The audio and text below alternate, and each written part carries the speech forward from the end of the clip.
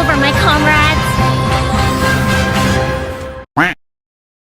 So, believe it or not, Kokomi is right around the corner. However, not everyone is super excited for her. But why? She has arguably one of the best designs in the game, she has flashy gameplay, she's actually appeared in the story before her banner. Oh wait, what? She's what? A hydrocatalyst? Another hydrocatalyst? Well, that's fine, she's still a 5-star, so she should be able to deal pretty big numbers. Wait, what? She can't crit? Like at all? Oh boy. So yeah, there are some things to be wary about. However, I do personally think that miHoYo wouldn't release a 5-star character that wouldn't at least perform decently. The main question is she going to be a star, or is she just going to be alright? In order for her to actually be a decent character, she's going to have pretty big damage multipliers in order to make up for the fact that she can't crit at all. Well, you might be able to crit with her if you completely invest into crit stats, but to be honest, those are going to be gimmick builds and they're probably not going to be achievable for most players. Not to mention, it's not the way that miHoYo designed her to be played. Instead, she seems to be much more focused into HP, healing bonus, and attack stats. However, I'm personally still really excited for her and will be summoning for her the day that she releases. Why? Because she offers something different. For a very long time, crit rate and crit damage substats have been a mainstay in Genshin Impact's meta. The addition of Kokomi, who is a healer that cannot crit but is supposed to still be able to deal a decent amount of damage, really shakes things up a bit. This allows you to be a little more adventurous with your artifacts, and you don't have to hyper-focus on crit rate and crit damage.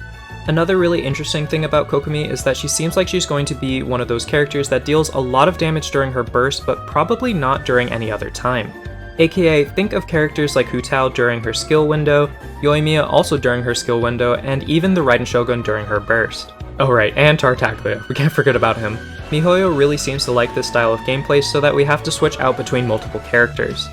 So I'm actually a bit wary for people that want to play her as a main DPS because I'm scared she might not be good at all times and only during her burst window.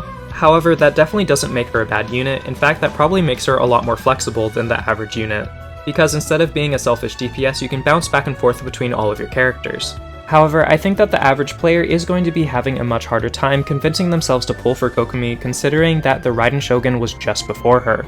And honestly, this happens to quite a few characters.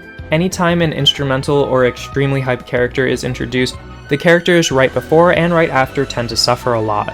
The two units that come to mind the most are Albedo, who came right after the Geo Archon Zhongli, and Yoimiya, who came after Ayaka, who is one of the most long-awaited characters in Genshin Impact, and right before the Raiden Shogun. And now poor Kokomi has also fallen completely into the shadow of the Raiden Shogun, and the possible upcoming rerun banners that could be bringing back Hu Tao, Ganyu, and Xiao. But should you let that keep you from summoning for Kokomi? Well, it really depends on what you have on your account. I personally think that if you have a lot of main DPSs, then Kokomi might actually be a really good pull for your account. This is largely because Genshin Impact does seem like it's going to be adding harder and harder content, including corrosion mechanics that ignore shields. So if you don't already have a premier healer, then you probably want her for your team. However, that's just the problem. Most people do have good healing units already. Bennett and Diona still reign supreme in terms of healing. Every single player has at least one copy of Barbara, and if you've been playing for quite a while, or if you've gotten lucky, then you might already have a character like Jean or Chi-Chi on your account. Did I just say lucky to have Chi-Chi on your account? Yeah, things are changing. But still, that's quite a lot of characters that can already fit in the healing role. And while Kokomi probably will end up being the best out of all of these units, at least in regards to healing, she doesn't seem like an absolute must-pull. Honestly, my best advice right now is to hold off on pulling for her till at least a few days after she's dropped. This way, YouTubers and content creators can quickly try to see whether she works or not and whether she's viable. If she ends up being a fantastic unit and being a secret Ganyu character, then you can go ahead and pull and not worry about it. But if she ends up being lackluster and you see that from other content creators, then you don't have to waste your precious primos. However, like always, this is entirely up to you and what you personally want to do with your account. I'm personally really excited to pull for her. I already have a lot of her materials ready to go, so I'll be trying to put out a video on her as soon as she drops. So if you don't want to miss that, make sure to hit that subscribe button.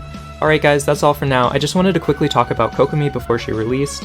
Feel free to leave me a like and comment down below if you ended up enjoying the video, and I'll see you in the next one. Alright, until next time, best wishes, bye.